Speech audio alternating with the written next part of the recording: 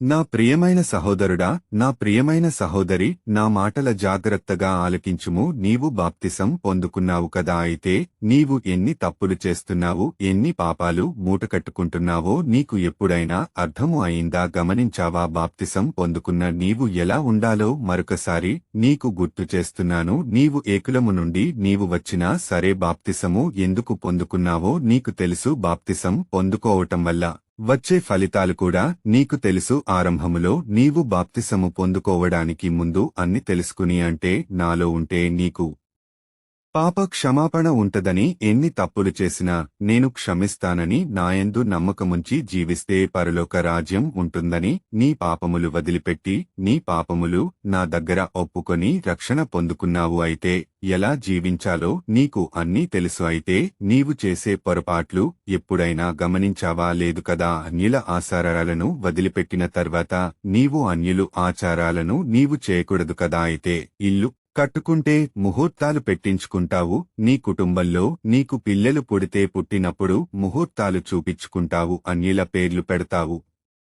నీ పిల్లలకు పెళ్లి చేసేటప్పుడు ముహూర్తాలు చూపిస్తా, పేరు బలాలు చూపిస్తావు, ఇంకా అన్యుల క్యాలెండర్లు చూసి దాని ప్రకారముగా జీవిస్తావు. అలాగే ఎక్కడికైనా వెళ్లాలన్నా ఏదైనా కొనాలన్నా ముహూర్తాలు చూస్తావు, వెళతావు. బాప్తిసం తీసుకున్న నీవు ఇలా చేస్తే నేను నిన్ను ఎలా ఆశీర్వదించాలి, దీవించాలి? నువ్వు అంటావు, నా కార్యము జరగడము లేదు. యేసయ్య నా ప్రార్థన ఆలకిస్తున్నాడా?